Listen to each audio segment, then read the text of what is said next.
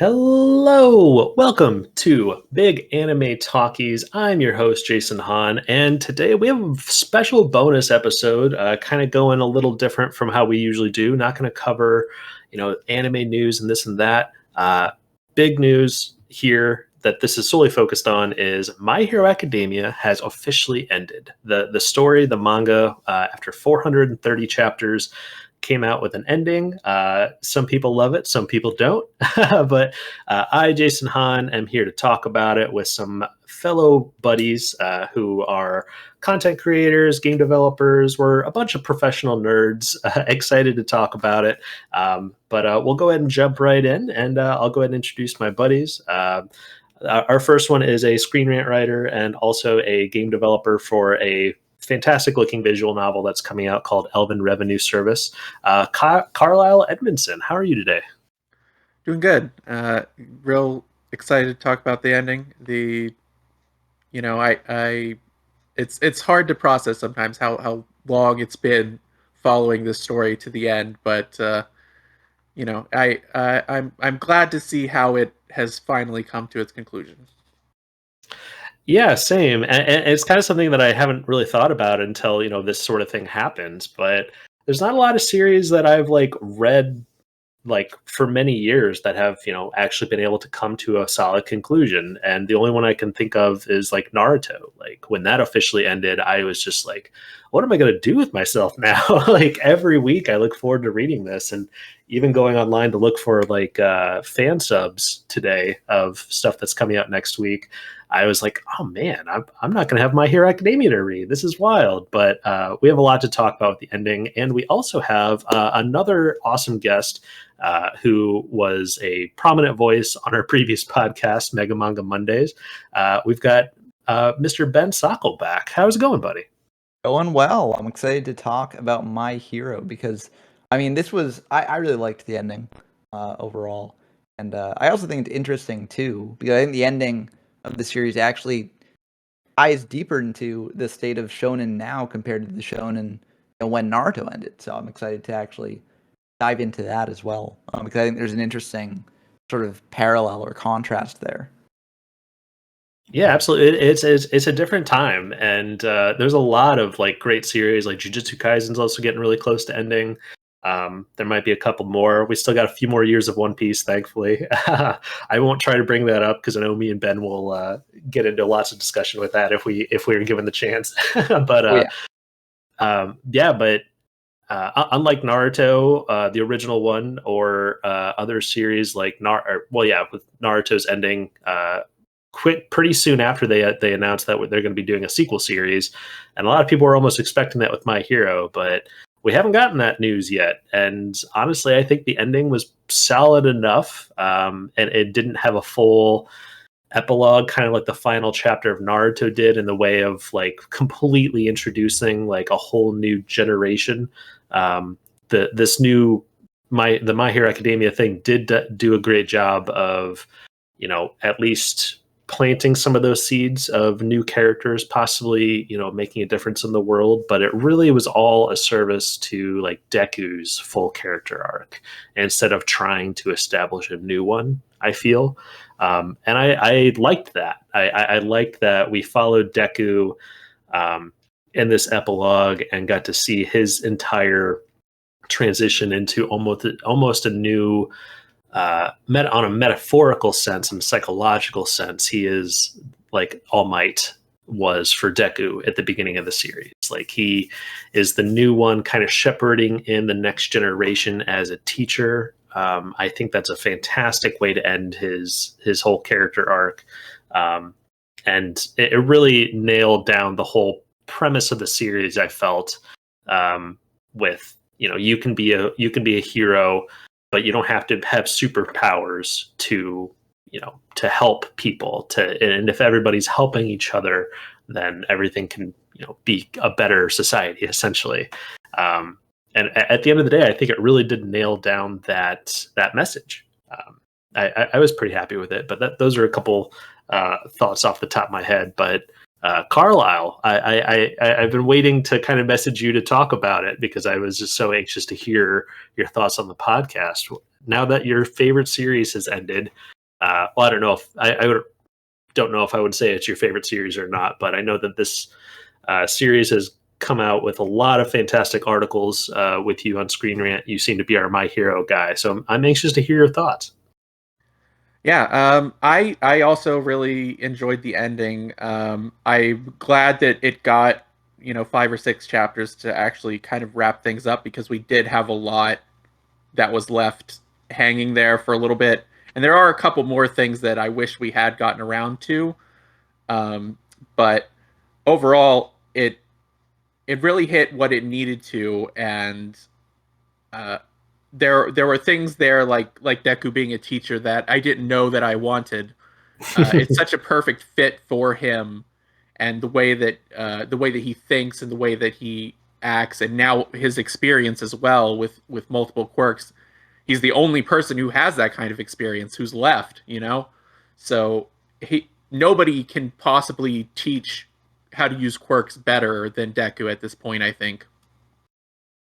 Yeah, and I kind of loved how I've always really enjoyed somebody comes to Deku with like a quirk related question, and then we get the whole like him obsessing over it and coming up with a bunch of facts, and then the manga and even the anime just help the writers a lot by just adding mutter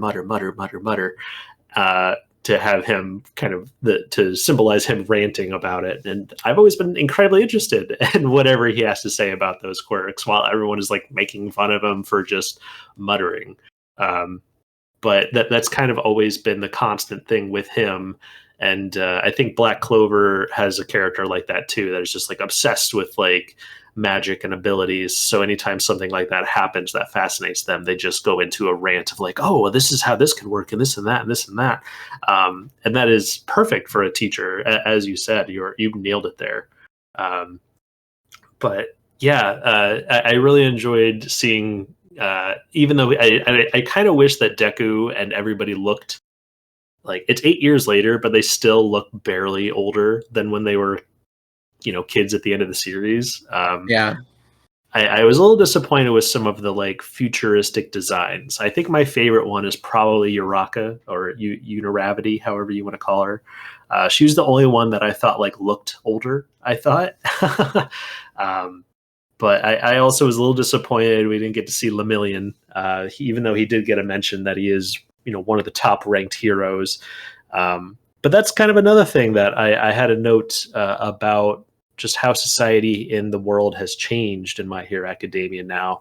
Apparently, like, villainy is on the decline, but you still have all of these characters like moving up the ranks of the hero charts. And I'm like, well, if villainy isn't so much of a big deal, then what are they doing? Like, to be moving up and down these ranks. It kind of left some questions unanswered, I felt, but it also left enough for our imaginations to kind of go, I suppose. I think it kind of ties back to what Hawks was talking about in the previous chapter.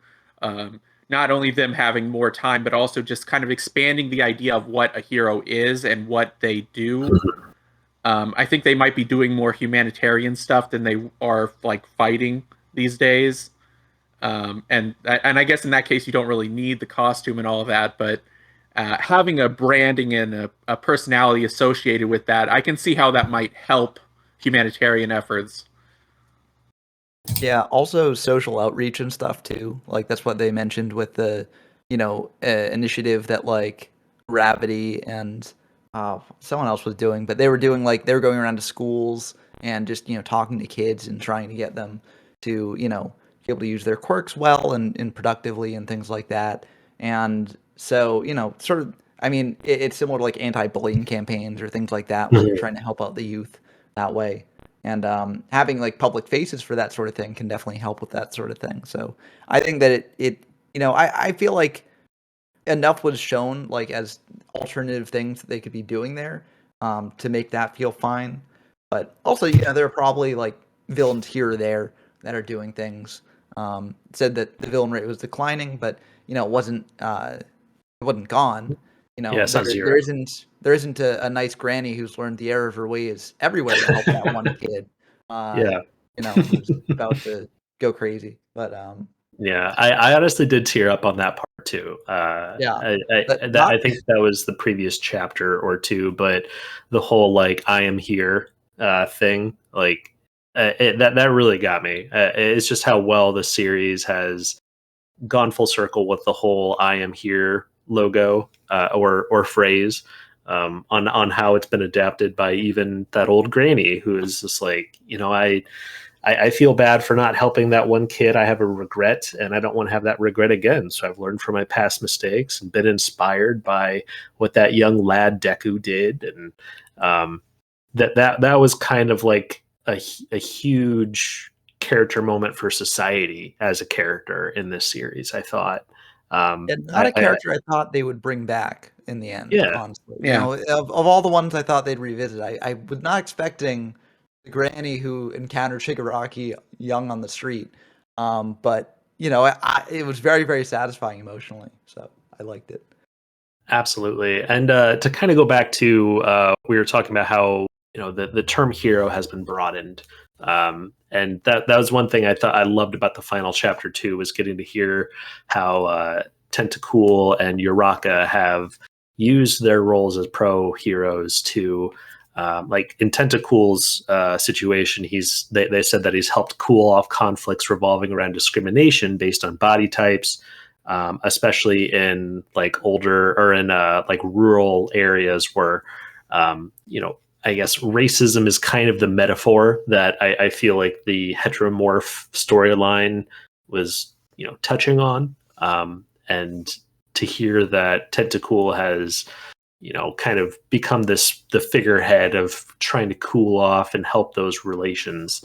I thought it was a little weird that that Horikoshi decided to draw him with his mask when he's like accepting the award for that, though. I was like, wouldn't you like come out in your full like splendor? Like, I thought that was kind of part of his character arc in that last bit, was he wears the mask because he doesn't want to weird people out with his full appearance.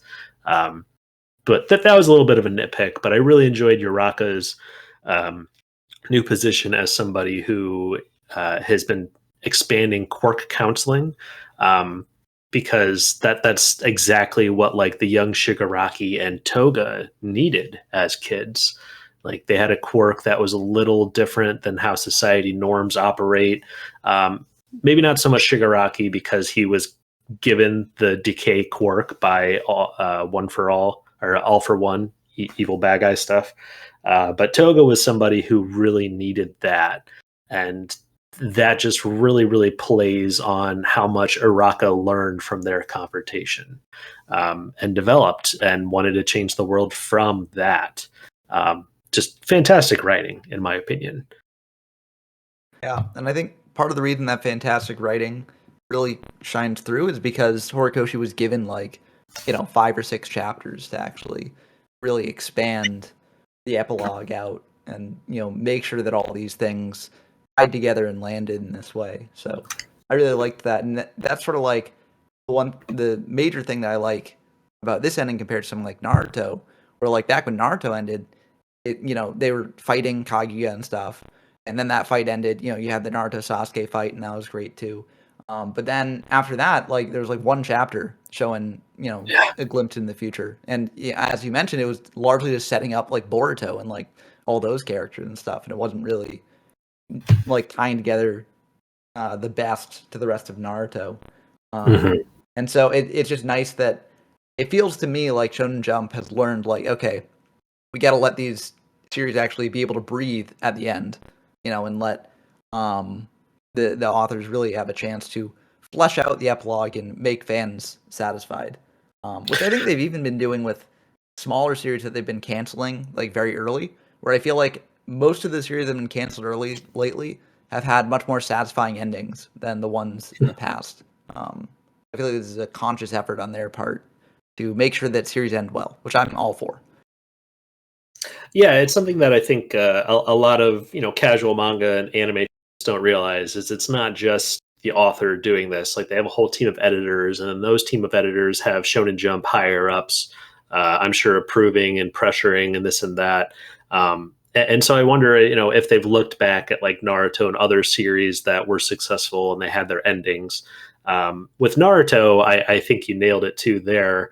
Like they had a whole sequel series planned. So I almost feel like that's why that they left so much kind of up in the air. Like they didn't want to spend a few chapters to give you that closure because they want people excited to check out that sequel series. So I'm almost wondering if that's the case.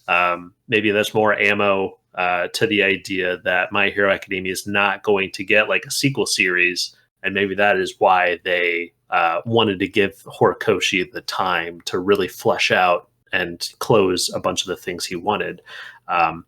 After just a quick disclaimer for listeners, after we're done talking about the ending, we will get into things that we wish that they would have added, things that we think are missing. So we kind of are dancing around that a little bit. So look forward to that later in the podcast. But a couple of the things I really enjoyed about the final chapter too. I know a lot of people are really disappointed that we didn't get like the confirmation that Deku and Doraka got together. The only confirmed relationship that we did get in the series or in the final chapter was La Brava and Gentle. They have nice little wedding rings on there. But one of the bits of that conclusion that I thought was interesting was a student saying like, "Oh yeah, I want to work for their company because they played a huge role in stopping like the cyber war of 5 years ago." Just kind of like adding more to the idea that, after everything was said and done, it's not like all conflict in the world just disappeared. Like in those 8 years since the final battle, like things still happened. And that could, those are more like possible spinoffs that I wouldn't mind seeing. But unlike Naruto's ending, there was several bits there. There's like, oh, well, you're kind of like setting up for a sequel that we need to know about now. And I could go on for hours about Naruto's ending and how I think Kaguya got thrown in there just to set up the sequel, which kind of ruined the whole Madara thing and this and that. Naruto's my favorite. I could go on for a long time, but back to My Hero. I really enjoyed just those little nooks and crannies of showing how the students and the characters have developed in those 8 years and used their trials and tribulations to become helpful members of society. But like with Gentle and La Brava, creating a whole company. There's a little like billboard in the background showing Dark Shadow and Tokiomi are like cologne models now, which I thought was really funny. But yeah, just that was a real nice kick, getting to see how they have, developed as adults to create like companies and help society and this and that. Except Bakugo. I was a little disappointed with Bakugo. Like Bakugo just seems like he's still the like yelling, brash, hyper dude. And I was a little disappointed in that. What were you guys' thoughts on Bakugo? It would have been hard to do any kind of dramatic change to his personality in the final chapter, I think. So he's just kind of still acting the way that he was. But think about being in your mid-20s and how different that was than being a teenager. It does seem like he probably should have a little bit changed, at least somewhat. Yeah, even his look, like he doesn't look like any different. I in my opinion. Not really, and like there's very, very minor changes in looks for most of them, right? So I don't think the look is really that big of a thing. And also, like, I don't mind the look thing for a lot of them because character designing is hard, especially making a character design that is different enough to please fans that like, oh, there's been a difference here, but not too different to that point where they're like, how did this happen? So I think the aged up character designs were fine. I think with Bakugo too, like, we saw in the chapter where like it was like visiting Deku in the hospital bed and he was like, oh, you don't have your quirk really anymore, like you were supposed to be the one in front of me and stuff, and like he was getting emotional about that. I think that shows that like he's a much more emotional and caring person than he was at the start of the series, but he's always gonna have that brash exterior, and I think that's fine because like he's some people have a brash exterior. That doesn't necessarily mean that they haven't undergone, emotional and maturing growth. But I think it just means that like he still is not going to put up with any, BS from paparazzis and fans and things like that. He's going to do his own thing. And the general public isn't the biggest fan of that, but I think that's perfectly fine. Yeah, and that kind of that's driven home with was it Eraser telling Deku like, "Oh, your buddy's gonna be dropping down a few points again for saying something stupid." And, but yeah, I think the whole scene of Bakugo and Deku like in the hospital was perfect. Like it in the way of showing how far Bakugo had developed, and like especially with his relationship with Deku. And so I feel like you go from that to where we see him in the final chapter. It just feels like, I don't know if this is the right term, but a step back. Like it's like we got to see Bakugo's how far he's come on an emotional level as a character in that hospital scene, and then in this final chapter, we get All Might saying like, "Oh yeah, all your friends helped you," and this is opening up a whole nother discussion we'll get into on Deku's power suit at the end of this. But Bakugo didn't get a whole lot in this final chapter. We just got what we were talking about before, how he said something dumb and people aren't going to like that, so he's going to drop down a few points. And then we get him kind of reaching out to Deku saying like, "Hey, hurry up, do this." But again, it was kind of going back to like this final chapter was focused on like Deku and his development and where he's at. I almost wish that we, saying we want more My Hero Academia, of course, but I almost wish that this 8 years plus got more than one chapter. Because the epilogues before that were needed and great and helped close a lot of loopholes, but this whole 8 years plus, there's so many other things that we want to know about this world, and Bakugo became more than just a side character, I think, throughout the entire story. He almost became up there with, I guess I don't know if you want to say like Vegeta. Vegeta also is kind of a side character related to a lot of other things in that series, but I think Bakugo like evolved from being more than just a side character in this series to almost being up there with Deku as a secondary main character. So I was a little disappointed. I wish we got more Bakugo stuff at the end there. I think that'd be like putting a hat on a hat a little bit though, because like again, like the hospital scene was perfect. Like that was the perfect sort of end of that character arc there, or still showing that he has places to go, and you see that he's still a hero later on, but we don't really need more, like we don't need to reaffirm what we saw in the hospital scene, I don't think. So I felt like the Bakugo development was fine, and again, as you mentioned, the last chapter was focused on Deku and like mainly like his thing. Honestly, with the last chapter, there was one nitpick that I had with the focus on Deku, was that like he was like, yeah, and this is how we became the greatest heroes of all time, which was said like earlier in the series, like so not out of nowhere.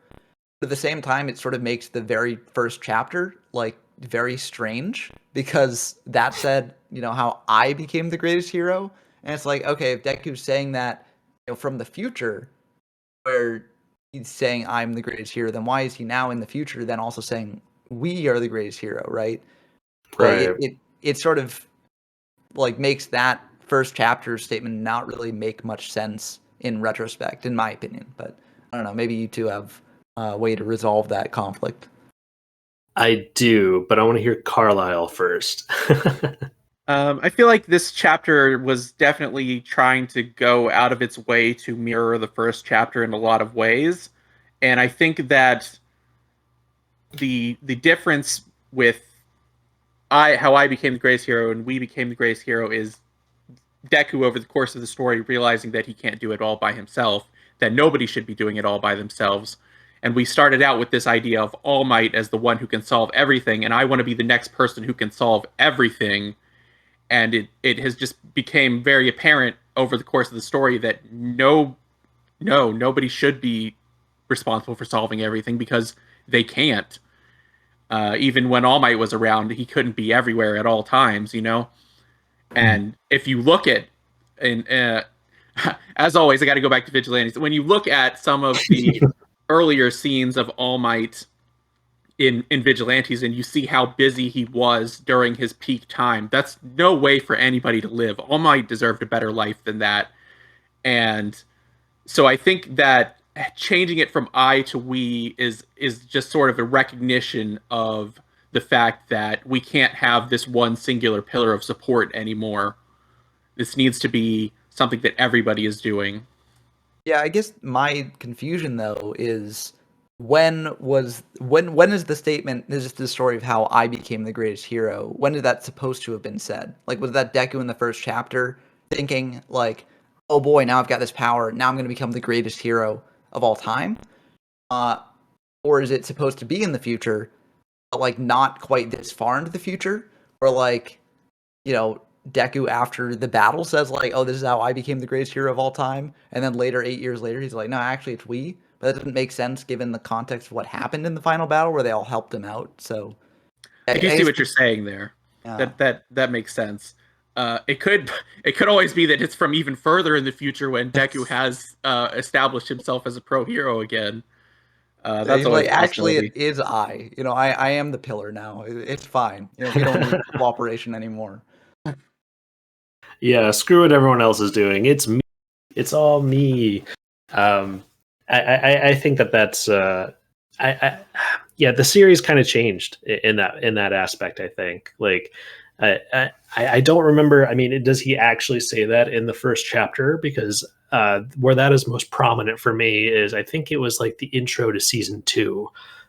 We get some like weird kind of futuristic thing where Deku's fighting a bunch of mysterious things, and you just get like the cool cut of his powers like taking over his body and him getting a punch ready. And that's how I think the first chunk of episodes in season 2 all started, with Deku doing, this is the story of how I became the greatest hero. And I wonder if Horikoshi kind of changed that idea halfway through the story or not. But the whole premise of the series, and that kind of goes back to the grandma too, is, you know, not one person can be the key to peace. Everyone has to work together to reach that society that we all strive for. Yeah, it does show up at the end of the first chapter where he says, I forgot to mention this, but this is the story of how I became the greatest hero. And this could be a translation thing, to be fair. You know, I'm not sure what the original Japanese was. But yeah, it is there. And it's just very weird in looking back at the whole series and reading this and being like, huh, is Deku just being like, you know, a braggart where he's like, oh, now I've got this power, so now I'm gonna be the greatest hero ever. Like I just know I'm gonna be the best, you know. Yeah, I mean, imagine though if they went back and changed, it would be weird. Like if the first chapter, before you've met any of his other classmates or anything else like that, if he said, this is how my generation became the greatest heroes of all time, it would be less impactful, I think. So it's definitely it's weird. You've nailed it. Like if you go back and read that, you're like, well, this is a little different, but it would also be less engaging. Like if we read that back then, you would be like, who's he talking about? Like I don't want to follow this character. It's definitely more of a hook, you know. It gets people invested, but it's just kind of like it also doesn't make sense in the context of the story that was ultimately told. So I would maybe think that it's a translation error, but like I don't know. And I don't know, it's like Japanese can be a bit interesting with its pronouns.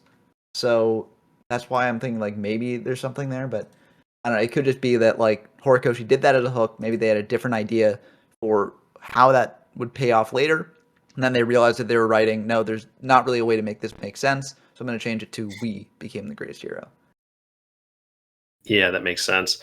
But I mean, at the end of the day, too, like even without power, the whole idea of it's more of your soul, it's more of your personality of wanting to jump out and try to help others, even if you lack the superpowers to do so, is what makes you a great hero. And so, arguably, he is still like possibly the world's greatest hero, with him wanting to jump out and help others, and that inspiring everybody around him to continue to want to be a hero. But kind of his fading back into the background of like, oh, I'm not an active pro hero anymore, I'm just a teacher. And kind of everyone going off and doing their own thing. That's one complaint I've seen.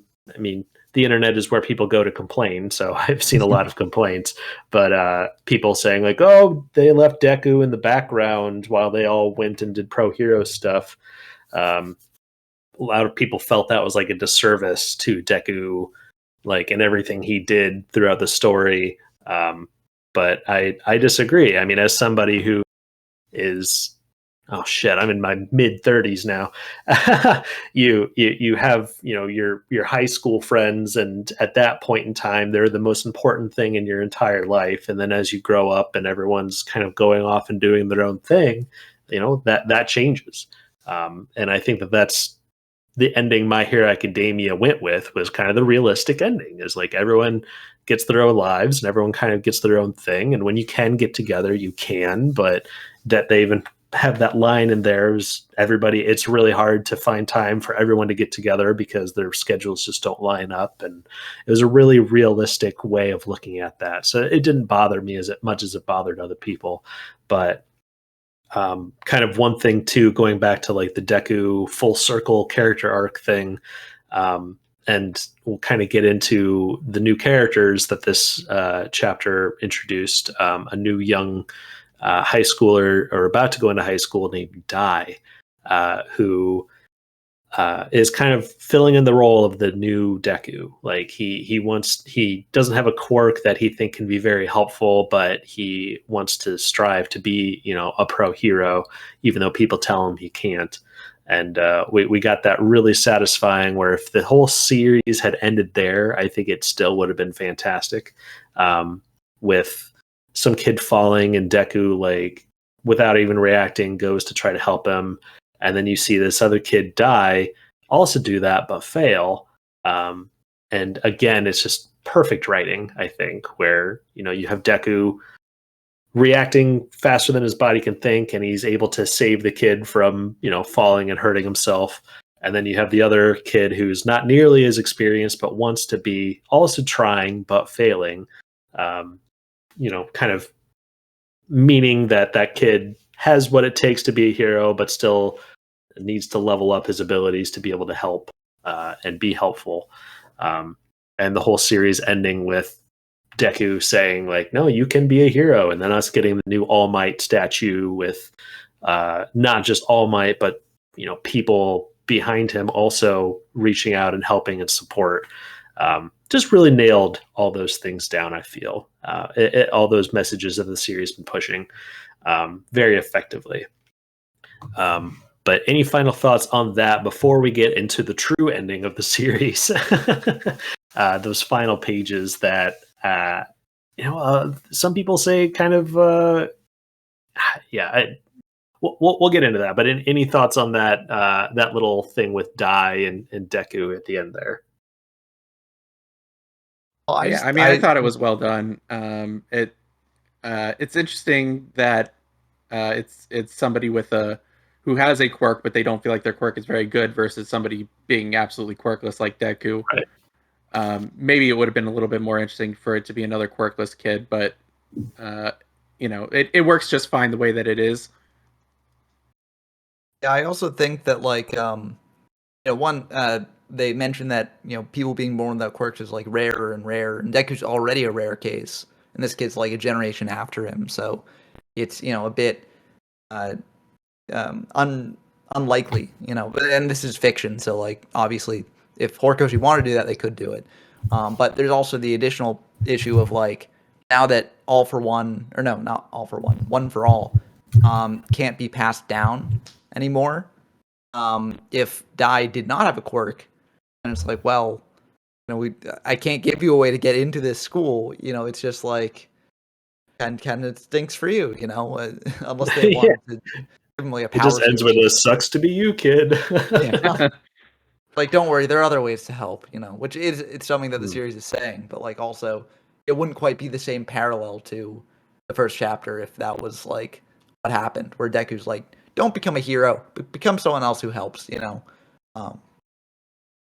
So true. That's sort of my thinking on it. But I liked it a lot. Yeah, I mean, it kind of chose to come full circle rather than giving the opportunity to come full circle and then them just being like, yeah, nah, maybe you shouldn't be a hero, kid. Like, that would have been a wild ending that I think not a lot of people would have been. Like, there's already people who are unhappy with the ending, I think, which is people are going to be unhappy. But, as you say, the internet's a place to complain. But I will say, I don't think that, you mentioned like that they do have some characters that could be for a Boruto style spinoff, but I sort of agree that I don't think they're setting up for a spinoff. I don't think there's going to be a Dai Hero Academia, after this, following the adventures of Dai at UA, because like he is very like clearly meant to be sort of a direct parallel to Deku, right? And he doesn't really have a personality of his own that would make that the most interesting thing in the world. Although I guess some people could argue that about Boruto too, but that's a different topic. So. Still, we're still not sure about Boruto. But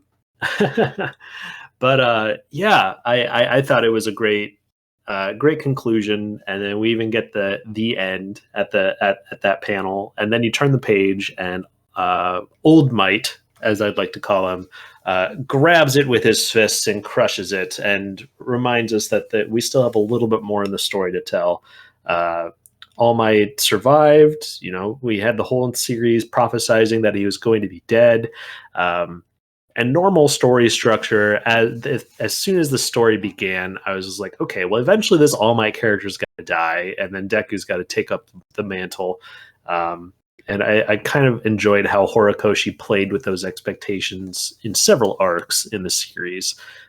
Even when we got to Night Eye, bringing up like, oh yeah, you're destined to have a grisly death where you're going to be torn in half in front of all of your students.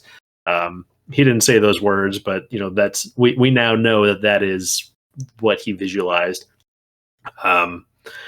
But yeah, All Might's still alive and kicking. And at the very end, we get him gifting Deku an Iron Man suit, essentially. Like, I think especially in that final arc, we got to see All Might versus One for All, their final clash, where essentially All Might got an Iron Man suit, essentially, that used all kinds of different quirks, and I thought that was one of my favorite battles. I think in the final arc, actually, was how he was almost using quirks from his class, from his students, and showing that he had been learning from this next generation too, on how to be a more effective fighter and this and that.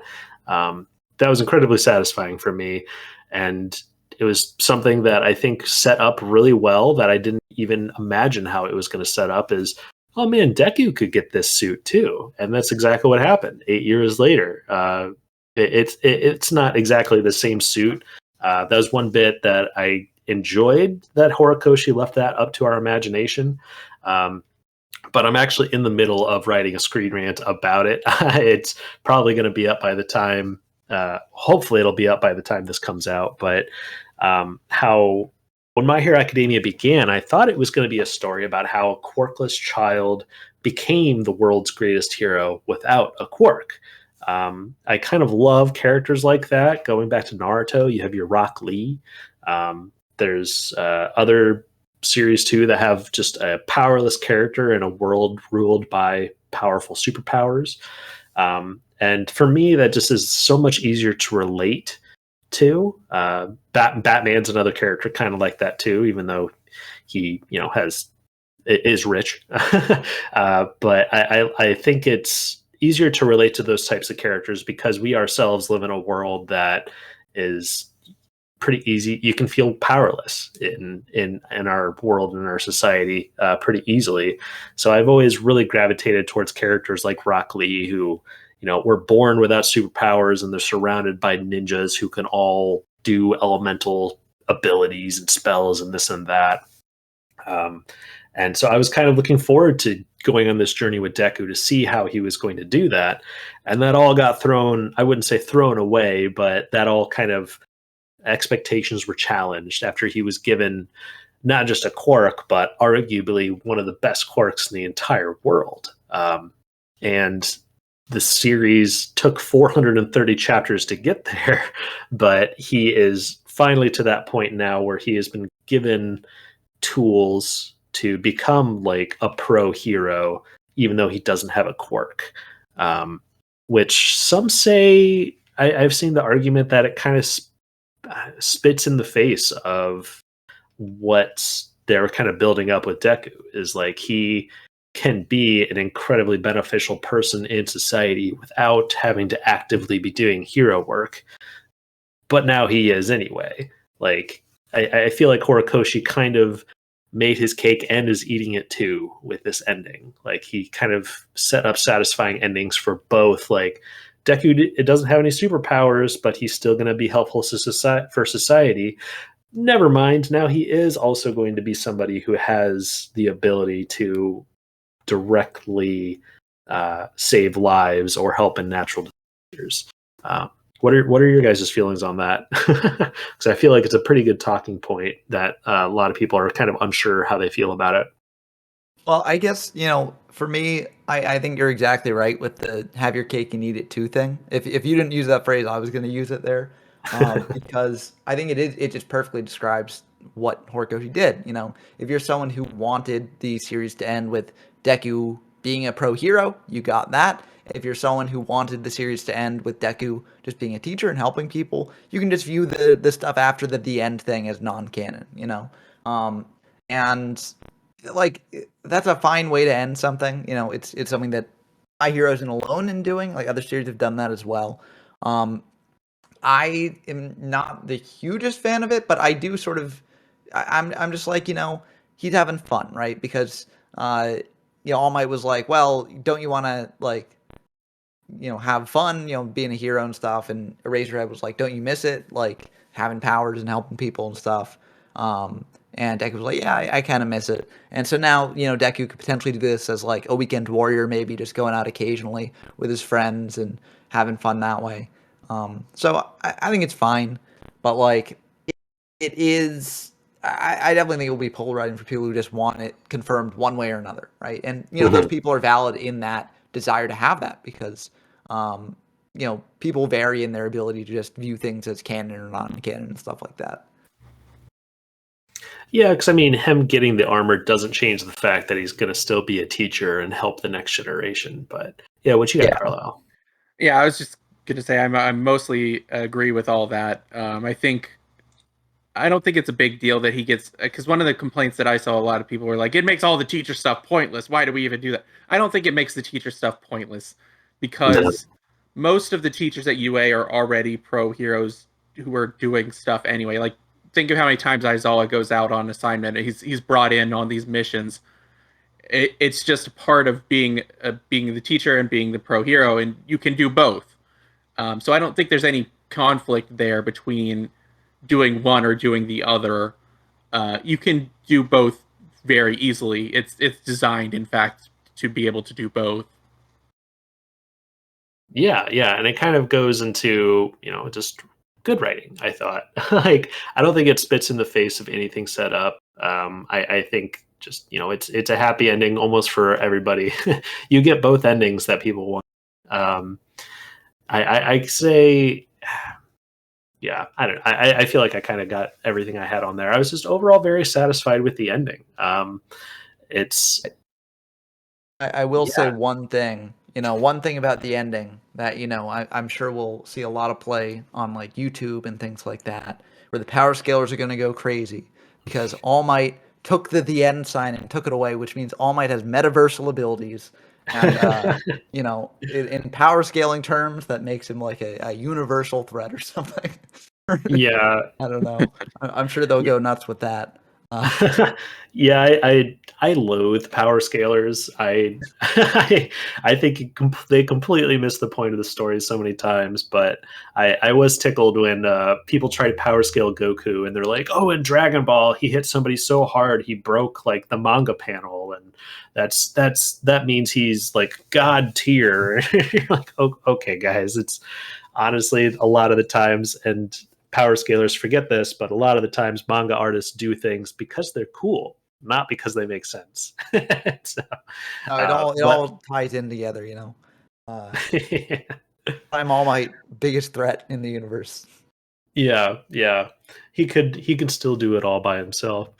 But yeah, that's about all I have on the final. I there's definitely I want to talk about like our favorite bits from the series. Just kind of this podcast is a celebration of My Hero Academia and its ending. Also want to talk about things that we think it could have done better, missed opportunities and stuff like that. But before we get into our favorite bits and missed opportunities, are there any final thoughts on the final chapter and the ending in general that you guys would like to share? I guess tying into the missed opportunities. I guess there's a bit of a segue, but we never got to see Deku's dad. We didn't get to see the dad proud that his son was a teacher. The dad was just never in the series. I never got confirmation on that. Yeah, and it kind of again, not to jump too much into One Piece, but it proved that a series can end and have a satisfying ending without fully going into the main character's parentage. So there's kind of this almost gives Oda permission to never have to explain Luffy's mom.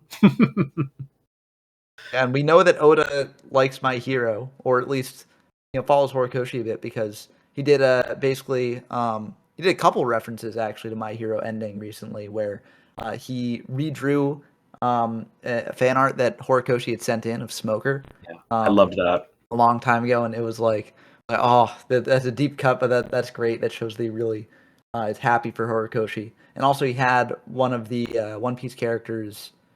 No, wait, no, I'm thinking of Sakamoto Days now. Okay, yeah, but a lot of manga artists have referenced the ending of My Hero Academia. The cover of Sakamoto Days actually had a character reading a My Hero Academia manga, which is what I was thinking of. But the Smoker thing was great. So yeah, I know Gege from Jujutsu Kaisen came out and said that Jujutsu Kaisen would not exist without My Hero Academia. It's one of the series that inspired him to try it. So yeah, I kind of love hearing from other artists that we hear how insane it is to work as a manga artist and how demanding and how difficult it can be. So it's always really nice to hear that that these guys aren't so overworked that they're ignorant to everything else that's going on around them. So it's really nice to hear that not only are they saying congratulations, but they're taking enough time out to work it into their work and stuff like that. So you always kind of hope that it's a cool tight knit community where they all get together once a month and have a good time and are all best friends, but that's not the case. But it's it's closer to that than it is to everyone is so zeroed in on 100% what they're doing that they're ignorant to everything else. So I love that there's a little bit of support for each other in that field, as monstrous as the work conditions are that we hear of anyway. But yeah, Carla, did you have anything else on the final chapter there, or I don't know? You guys had previously said kind of the whole epilogue really just it put a nice bow on everything. I felt. I still do have a list of things that we missed that we will see in the series, but yeah, I don't know. At that point, I didn't really feel like Deku's dad needed to be explained. The only reason I think it could have benefited the story is if Deku did end up having some sort of quirk. And that also goes into like the very first chapter has the evil doctor that was working with One for All was the one that told Deku that he didn't have a quirk. And those were kind of all things that are putting in, that were all ammo for people thinking that it was going to come out that Deku did have a quirk that was going to reveal itself at the end of the series or something like that. But we ended up not needing any of that. Yeah, that is always an interesting idea that was floating around for such a long time, and I guess at a certain point it just kind of became such an obvious thing that it was like, we don't want to do that anymore. I don't know, but it's yeah, and I would agree that it's not necessary to see Deku's dad either. Him not being in the series is kind of weird. Like I don't know why you wouldn't just make him dead or something if he's not going to be in there at all, because it just makes him look like a horrible father. Like what kind of business trip is he on that he's like, oh well, Japan's being destroyed, but I still got to work, man. I mean, maybe he is a horrible father. It's a possibility. True. Be like every other shonen father. Yeah. Well, yeah, we wouldn't have nearly as interesting story if they had two supporting parents who were alive and helping take care of everything. But did we ever get like any mention of him ever in the series that he's like on a work trip or something like that? Or has he just never ever been mentioned? Gosh, I believe that they say that it's at some point very early on. But they do. I know that she talks about him as if he's alive. Because I believe it's when the doctor asks her whether her and her husband have quirks, and she says that he had a fire-breathing quirk. But she says that in the present tense, so it's suggesting that he's still alive. Okay. Well, yeah, I mean, maybe that was something Horikoshi wanted in his back pocket, and they just never ended up taking it out. But yeah, I guess we're dancing around the things that we wish were in the series. I think we'll just go all in on that, and then we can end our discussion with our favorite bits from the series. We'll end it on a high note. But we've talked about this. I brought this up in a previous podcast. I don't know if it was one that we ended up recording or if it had to go in the trash bin, but one of my biggest disappointments with the series, but it probably would have taken so much time and pages to really get into it, is seeing how the superhero society worked in other countries. Like we got to see a little bit of Star and Stripe, America's number one hero, and she had quite the role to play in the overall plot, I feel. But we didn't really get to see like how superhero society operates in America or Europe or India or China or any of those other places.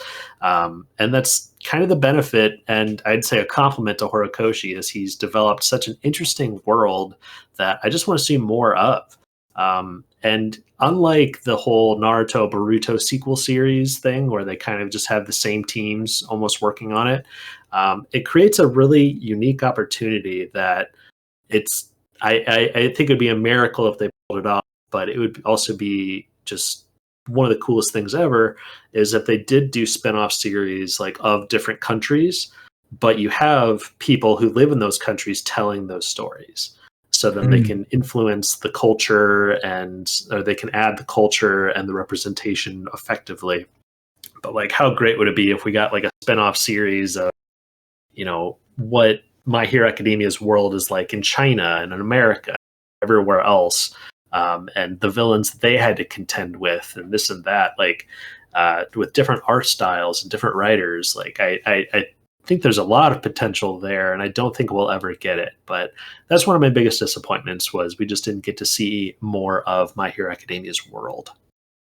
Yeah, that would have been really cool to see, and if there ever were an opportunity, I do think that sounds like something that Horikoshi would be in favor of, to have other people in other countries kind of put their own spin on it. But as far as the U.S. goes, at least, they do talk about that a little bit in Vigilantes, where the U.S. is kind of the birthplace of heroes. That's how it's seen in universe, and the Japanese model with the popularity charts and all that is kind of based on the American model. So we know a little bit about how it works in the U.S., but that's pretty much the only other place where we have any knowledge of how the hero system works at all. Gotcha. Yeah, and I'm expecting Vigilantes to get it. Like, I think it'll happen after the official Academia ends, because they probably don't want two series competing for the same audience. Yeah, I agree. But yeah, sorry to cut you off, Ben. What do you got? I was gonna say, Vigilantes, for America, is definitely a good option. But I think like they've still got some more movies in the tank. I think in the deal, I thought they'd supposed to have some more coming. So maybe some more movies will be a way to flesh out those different parts of the world if they want to do that. That could be another thing. Yeah, I am very excited, especially now that the series has ended. I'm very excited for this movie. I don't know, if we'll be getting all the things that we missed in the series, like in the movies and stuff like that.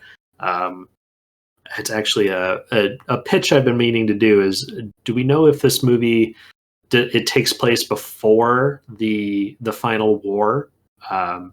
Because Yeah. I mean, I just got to watch the trailer again, and if Deku's got the big scar on his face, then we know that it takes place after, and he's able to use the embers of All for One. But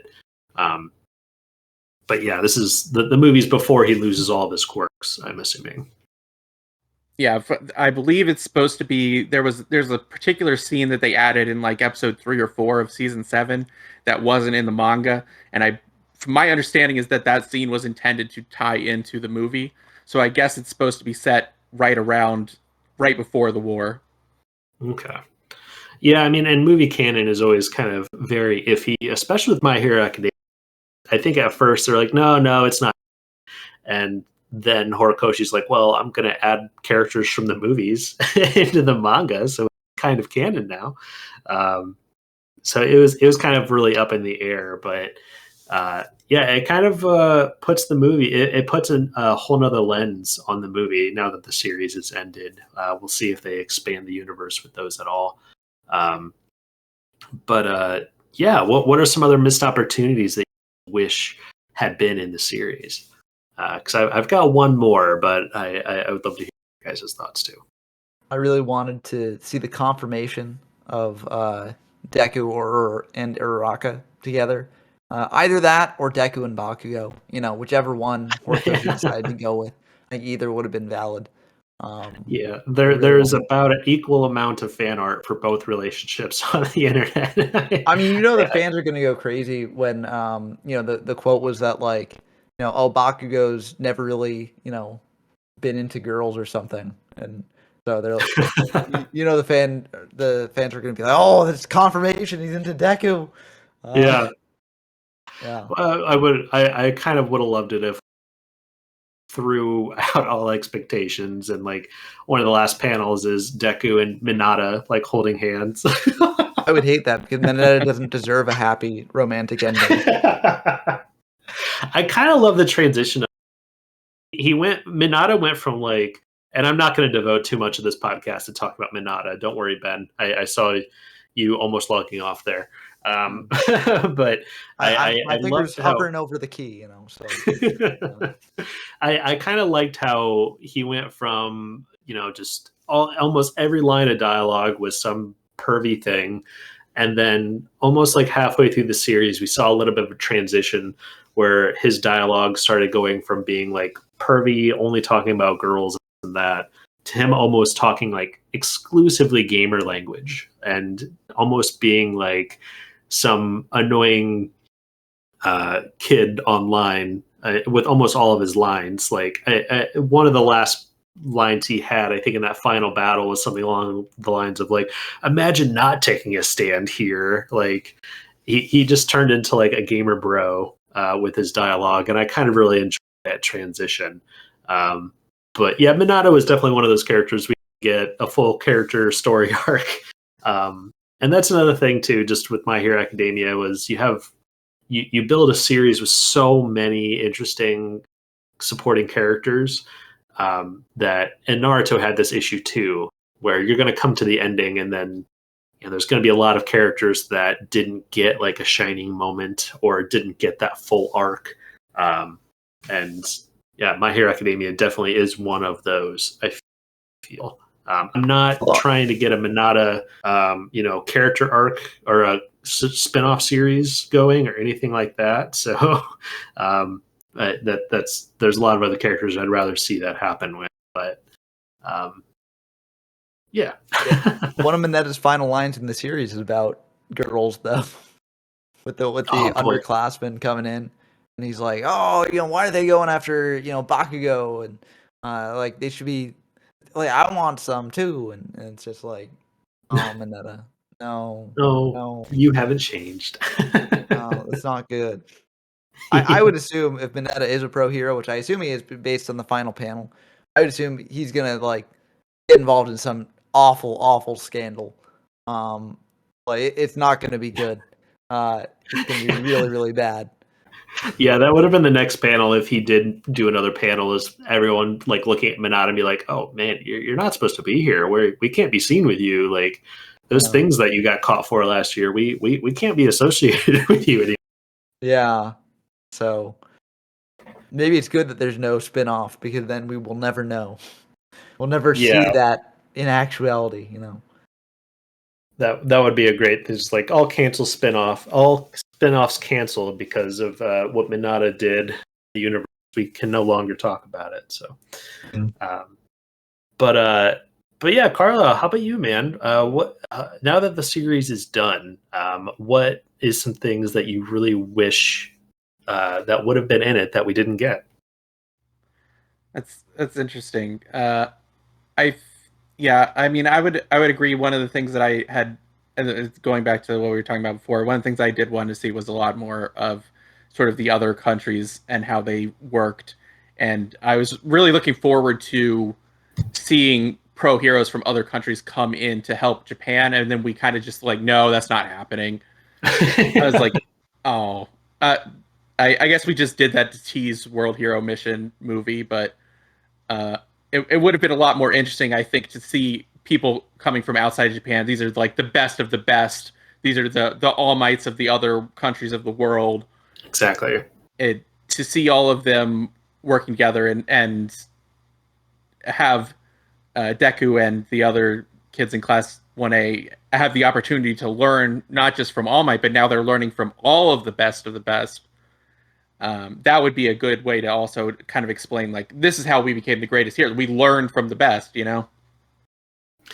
Yeah, and I mean, that kind of even opened the what if, what's the world's greatest superhero college? Like, I think that's what a lot of people were thinking a sequel series could have revolved around, is My Hero University or something like that. I don't think there are superhero colleges. I think UA is like a trade school. So like you do it to learn a profession, and then you do that profession after you graduate. Oh, that makes sense. Well, yeah, there goes that idea. Never mind. Oh, they have degrees for superheroes in America. You got to pay $200,000 student loans to get your pro hero license. We had a bunch of American heroes scheduled to come help, but they couldn't afford the plane ticket because they're student loans. Yeah, that would have been great. Well, one other thing too, and it's something that I think when we first started doing the Mega Manga Mondays podcast a year or two ago, was something back then that I was really thinking that we were going to get, and I felt like we needed, was where the quirks like came from. We had the flashback that I really enjoyed with All for One and his brother back when they were kids. We got their whole upbringing and what the world looked like when quirks were starting to emerge, and of course how it wasn't a smooth transition into what we have now. Like when quirks started coming up as much like X-Men, I felt, where like people with quirks were looked down upon as, weird and not welcome into society. And things obviously got better, but I really enjoyed getting that glimpse of that timeline, because that was a whole nother bit that I was really curious about, is like when quirks first started emerging, and they even flat out said like the golden child that was supposedly the first quirk wielder to come out. They even had some lines saying like, no, that wasn't the case. There was several cases of like kids being born in Africa that had quirks, but the golden child is the one that got the all the attention. So All for One specifically hunted him and killed him and stole his quirk because he represented something and he wanted to destroy that. Which kind of one of my we'll this isn't the transition because I still want to talk about missed opportunities, but I did really like All for One as a villain and getting to see that that upbringing. You know, we needed that, so I'm glad we got that. But the whole idea of like where quirks came from didn't really get explained, but I think we're just going to go with the like the X-Men explanation where, you know, we just as human beings we just started evolving and it was a slow process, but eventually people started, you know, being born with these powers, and I think that's kind of the explanation that we're getting, and it works. I didn't really feel like now that we have the whole story in front of us, I'm not super disappointed that we didn't get like, oh, it all came from a lab and some test tube baby suddenly had powers and then they, you know, did something there. So I was overall satisfied with not getting that, you know, that origin story of where quirks came from. Are you guys okay not learning that? Yeah, I don't think it's too important to know where they came from. And I think it's interesting that the characters don't really have any knowledge of that either. It's not like it's something that's being withheld from us. Nobody really knows where the quirks came from, and we see that some characters like Overhaul have their own theories about it being a virus or something like that, but there's no way to confirm any of that at this point in time, so there's just no way to know. Mm-hmm. Yeah, and I don't think you need to know. Like, I think it's just like, it's just like Deku's father, where, you know, would it be nice to learn more about it? Sure. But, like, is it necessary for the story? Not really. But people are going to complain that we didn't get an explanation about that and whatever else was left out. But no story can cover every single little detail. So I'm fine with it. Yeah, I mean, and kind of not knowing is almost better than knowing in some cases. Like, Naruto tried to explain where all chakra came from, and oh, it's aliens, and now we have to fight the aliens. Like, oh, we didn't need all that. So it almost possibly would have opened up a whole other can of worms that we didn't need for the story. And yeah, you just said it. We didn't need it for this. But I guess that's another bit that I was a little disappointed in that we didn't get was I wanted to see more of that chaotic transfer. Like I would have loved to have seen kind of a darker side of My Hero Academia. And that's saying something because My Hero Academia, I think, does get pretty dark sometimes, especially in that flashback with All for One, him as a child and all of that. But I wanted to see more of that world just because I really like Horikoshi's world, and I think the world politics of how a superhero society came to be would have been a fascinating plot line to explore in some sort of spinoff. But here I am coming up with all these spinoff ideas. Get at me, Toei. Does it want to be Bones? Yes, it would be Bones. My oh, that's really not going to help my chances. Shit. Yeah. Well, one other thing too that an idea of where this a sequel series could have been, and we were just talking about this before we hit the record button with what Marvel's trying to do with the cinematic universe and stuff. But how would you guys like to see a My Hero Academia multiverse? I mean, I don't think.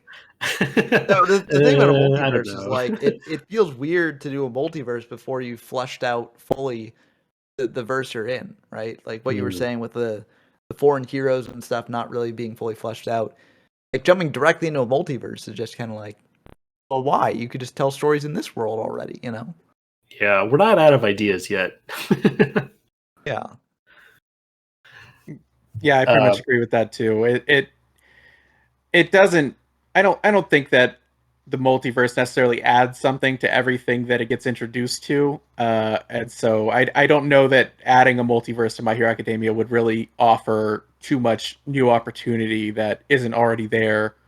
Yeah, absolutely. Well, we'll see if any listeners, if that thought blew your mind, and now you're swimming with things to say. Please leave a comment, and we'd love to hear your thoughts also on the finale and what you thought of My Hero Academia's ending. Was it satisfying? What were some bits that you thought it could have done better on? And the series as a whole. Would love to hear what you wish it, we had gotten more of. Before we dive into our favorite bits, is there anything else on missed opportunities that you guys wanted to bring up? That's good for me. Yeah.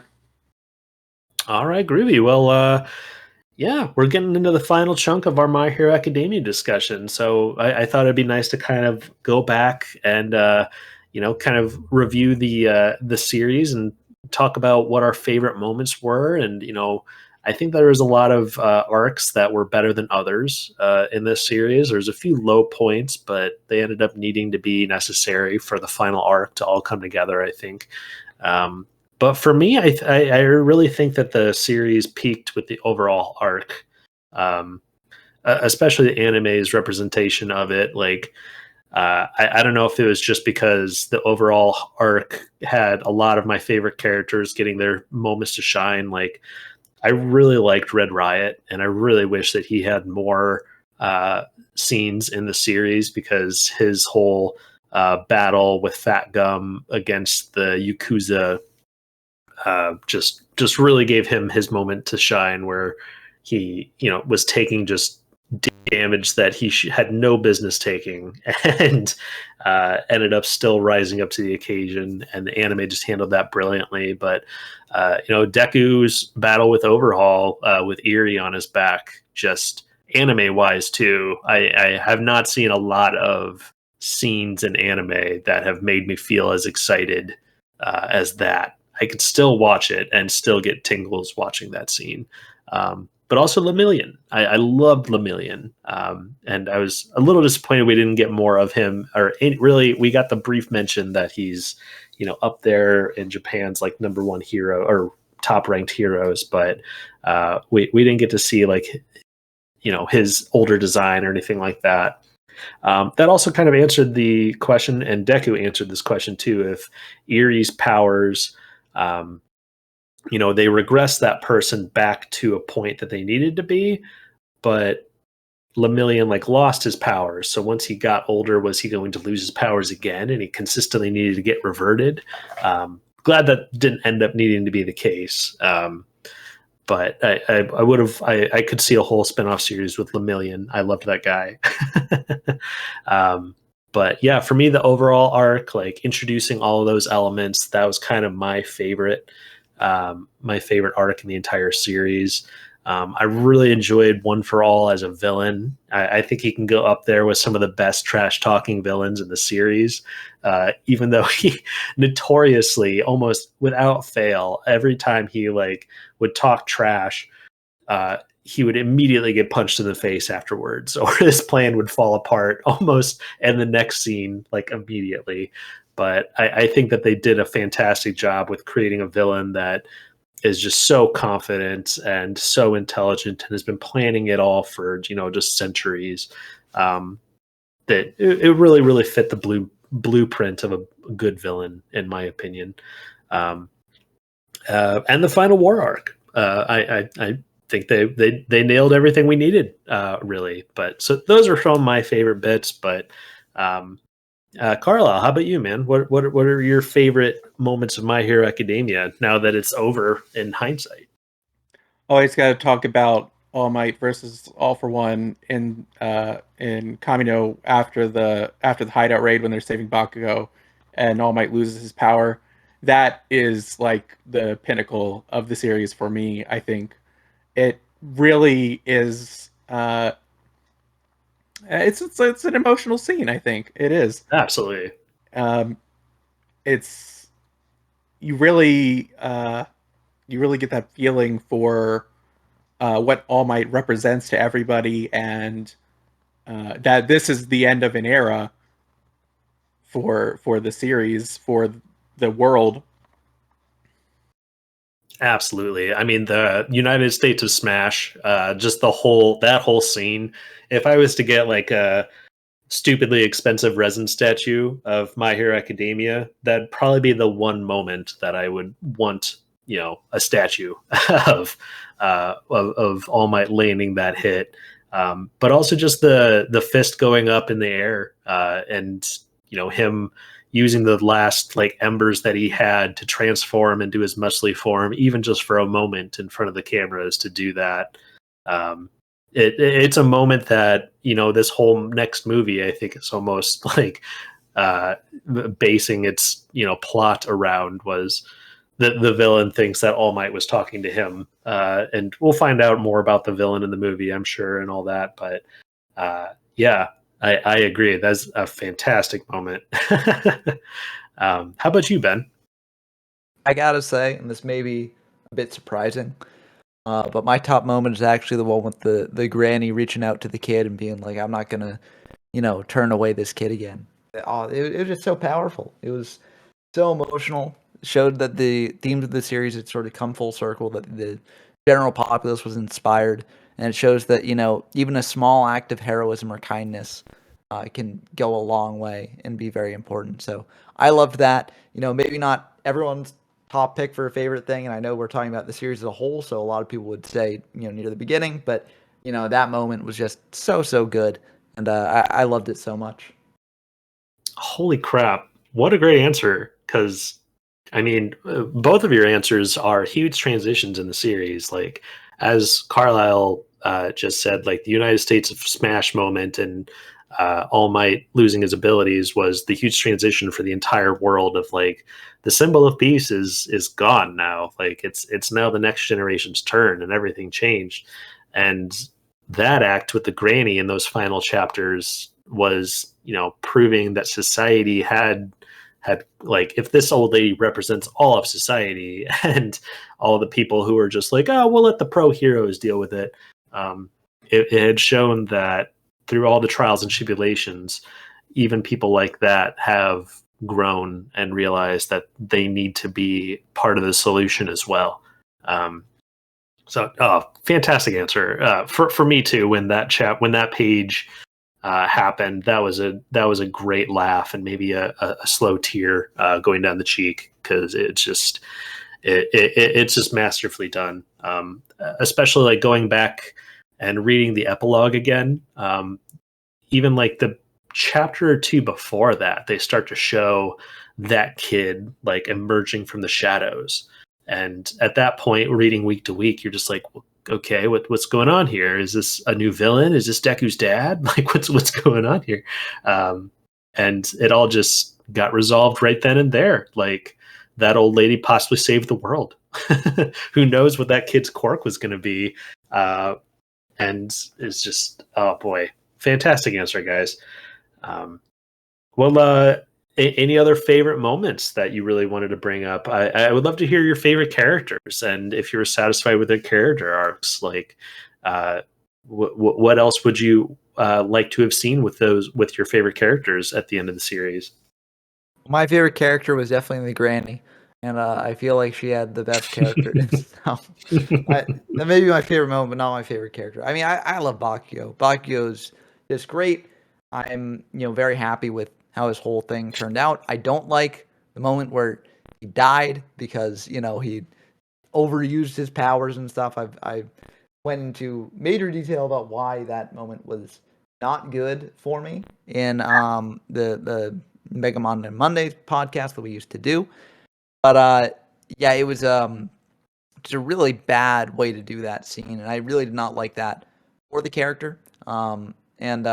I mean, it didn't really affect the character that much overall, even, except for he had to do a little bit of rehab after the final battle ended, I guess. But, like, I don't know. I feel like that was not good for his character. But I think the general sweep of his character, and, like, throughout most of the series, Bakugo is, in my opinion, the best character and a fan favorite for a reason. And you bring up a great issue too, like the whole fake out death. It's not a new concept. There's a lot of series that do that, but for that week where we thought Bakugo was really dead, I loved the idea that this Horikoshi was going to kill off a character as prominent as Bakugo, and I would have loved to have seen like how his death was going to affect everybody and how that was the trigger that was going to like, cause everyone was already going plus ultra, but they were going to find a new plus ultra to reach after Bakugo's death. But then he ended up getting up. My complaint wasn't that necessarily he died, but my complaint was that he died because he overused his powers and blew up his heart. Like if he had been like killed by Shigaraki, where like he impaled him or something, or like did something like that would have been fine to me, because it's like, okay, well, damn, like I love Bakugo, but like, his death here, if I mean, again, it has to be done well, no matter how he dies, but like, if the death was done well, I think it would have been a good moment overall. And then you could potentially do a fake out death that also, was also good after that point. But like the way that he died initially was just so bad in my opinion. And really, like, I think it just sort of put him like, it didn't really fit with Bakugo's character arc. It didn't really fit with what the series was doing at that point, where they're fighting like major enemies and stuff. It just was not good overall. Yeah, I mean, at the end of, in full context now, what did that scene like give to the overall story? I feel like it kind of made his whole like save of All Might and eventual, he defeated like All for One's original body essentially. It did make, in my opinion, him getting up and then rescuing All Might from the death that was, teased throughout almost the entire series.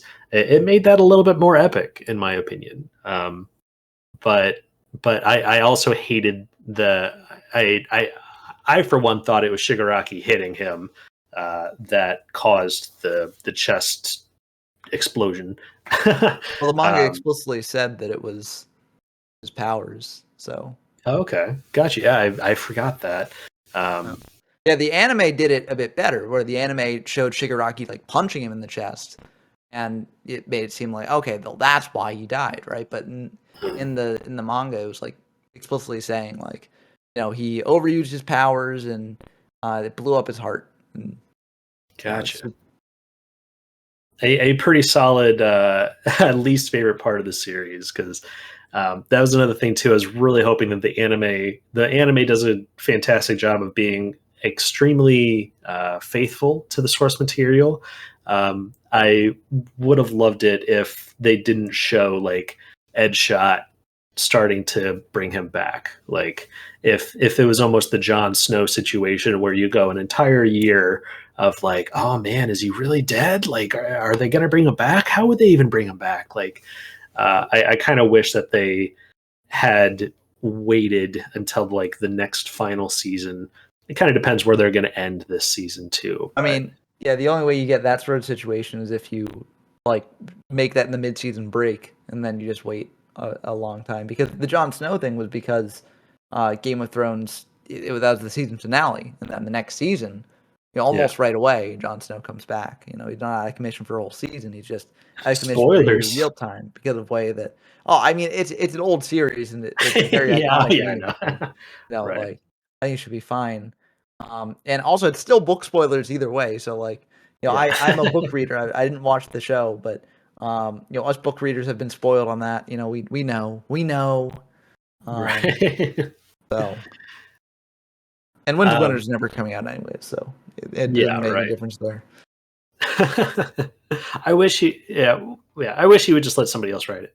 But Carlyle, how about you, man? Who is your favorite character, and do you feel like something more could have been done with them? Yeah, I always tend to fall back to Aizawa on this question when we're talking about a favorite character. He does so much over the course of the series that is just absolutely critical, and even in situations where anybody else would have tapped out, he's cutting his own leg off, man. But there's I think that the Aizawa Kurogiri thing could have been handled better in the end. I would have liked to have seen a lot more of that than we got. Since it was just kind of it's like 5 pages in one chapter, I think, after they get teleported. So it really didn't get too much focus at all. I wish it had been a full chapter at least. And that you never know. Maybe they'll change it in the anime and expand on it a little bit. But I would have liked to have seen a little bit more there with resolving that particular plot line. Just because we had made such a big deal about Shirakumo and their relationship and how that led to the creation of Kurogiri, just to kind of cap it off. Oh, absolutely. And yeah, I mean, Aizawa has a huge role in Vigilantes too. So, I mean, not just this series, but the franchise as a whole, Aizawa is a huge character. Yeah, and I kind of wonder, oh boy, that brings up a whole nother thing for me. It seems like Aizawa is still teaching at UA. Maybe he is the new principal. But we never got to see the former principal, like what his deal was. Like he was one of the weirdest characters, I think, in the entire series. Principal Nezu, I think was his name. Yeah. But that was one of those characters when he was introduced. He's like, oh, this is the president. This is the not the president, the principal of. Yeah, thank you. I don't know why that word was escaping me. He was the principal of like one of the world's greatest, superhero schools. So he must be like strong or cool or capable of something. And we never got to see that. We never got to see him in action other than just his planning skills, I guess. So it was another missed opportunity. But they gave him a bit of a spotlight in the end, where they were like, been preparing things behind the scenes for quite some time. But yeah, his quirk was preparation. Yeah. That's about all I've got. Overall, very happy with the series ending. It was kind of a roller coaster, but there's a lot of memorable moments I'll never forget, and I will look back at fondly. And there's several scenes of the anime I'm going to be pulling up whenever I want to watch something really cool and flashy and exciting. So overall, pretty happy with the series. I wouldn't hate, a sequel, or as we said, we had in this podcast alone, we came up with half a dozen, I think, great spinoff ideas. We need Die Hero Academia. Yeah. We need to see how the spots on the new kid's hair will make him stronger. But yeah, I overall very happy with the series. I can recommend it. There's some things out there that blow the ending so bad that it spoils, the series itself. And I'm happy to say that My Hero Academia is not one of them. So thank you, Horikoshi. I know you're listening, but thank you so much for your work. And you know what? I think it's a series that is going to be looked at fondly for years to come. I don't know if it quite revolutionized things to the point of like Dragon Ball, Naruto, or One Piece, but I'm glad it exists, and it gave us a lot of fun things to talk about, gentlemen. So thank you for your time. But any final thoughts before we start wrapping things up? I'm excited to see what new flagship series will rise at Shonen Jump. My Hero's ending, JJK's ending soon. What will rise up to take that slot? I'm excited to see what they'll bring forward. Yeah, what is the if My Hero Academia is, or if Deku is My Hero Academia, who is the new student who's going to rise up and make the difference?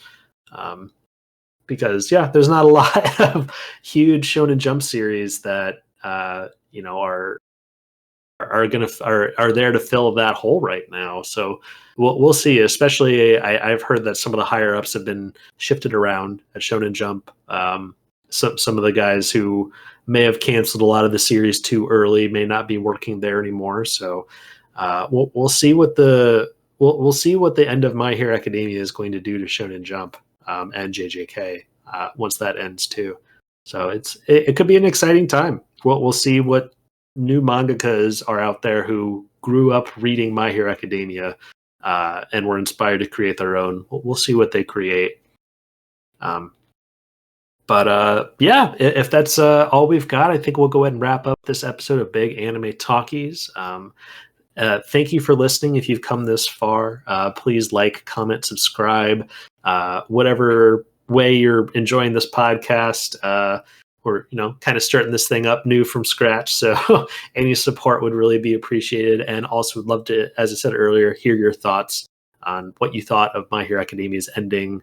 What were some of your favorite parts from the series? What do you think they could have done better? We'd love to hear from you. But also, I would love to thank my guests. Great to hear from you again, Ben and Carlyle.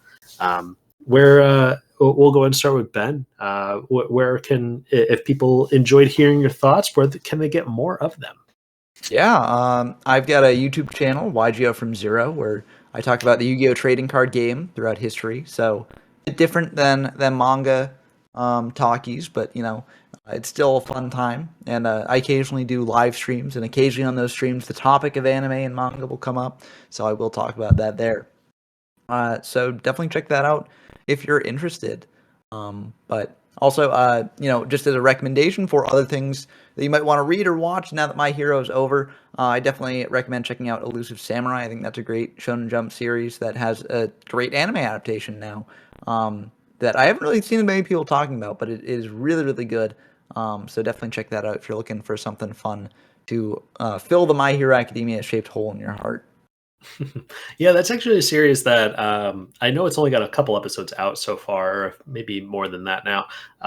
But it's kind of one of those series, much like the Undead Unluck anime when it was coming out. There wasn't a lot of people actively talking about it. It wasn't blowing up on Twitter. It wasn't trending.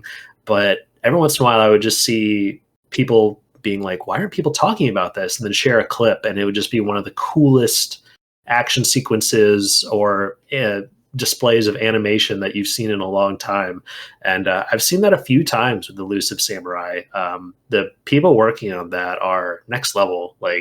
That looks so much more polished and cool than a lot of other traditional animes that have been coming out lately.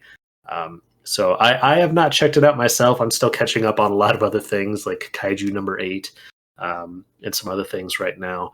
But yeah, I've heard great things about that series too. But Carlyle, how about you, man? What's some stuff that you've been working on, or some articles you'd like people to check out? As far as articles go, I'm sure we've all written about My Hero Academia a lot this week. So, check out. I did a review of the ending, the whole epilogue section. So check that out so you can see more of my thoughts on how the series ended there. As far as social media and stuff goes, I'm kind of on hiatus on social media. I'm not really using any platforms at the moment, but yeah. Yeah, absolutely, man. I too have written a lot of stuff. Me and Carlyle are on Screen Rant. I've written quite a few things on One Piece and My Hero Academia. Ben's got some older stuff on there too. But please check out our stuff on Screen Rant. Maybe have that mute button working because some of the ads are a little ridiculous on there nowadays. But please bear with it. You'll get some pretty insightful, fun stuff to read. But I, Jason Hon, had a great time on talking Big Anime Talkies, the My Hero Academia ending with all of y'all. Thank you guys for your time. But you can find me on Twitter or the X, however you want to call it, on the Hanzi. Yeah, great time. We'll be talking more on the next episode. We might even be able to do a Jujutsu Kaisen focused podcast when that ending rolls around. I feel like that could be any chapter now, though. It's been spiraling. I'm not going to say spiraling the drain because I have been really enjoying it, but that's been definitely hugging the ending for a while now. So Yeah, and also, anxious you know, to the talk nice thing Hon. about JJK is that they don't need as many epilogue chapters to wrap up all the side characters, journeys, and things like that, you know? Right. Yeah, maybe that's another key that some other series should do. Maybe they should start killing off more characters. Like, that's another thing about My Hero Academia. Like, thinking back of all the horrific things that they endured, especially in that final arc, and like nobody really died, which is shocking. They survived a lot of horrific things, especially in that final battle. Like, it seemed like nobody died, but it's not that type of series, I suppose. But yeah, we'll be wrapping this up. Again, really enjoyed it. Please like, comment, subscribe, and we'll be talking to you guys on the next one.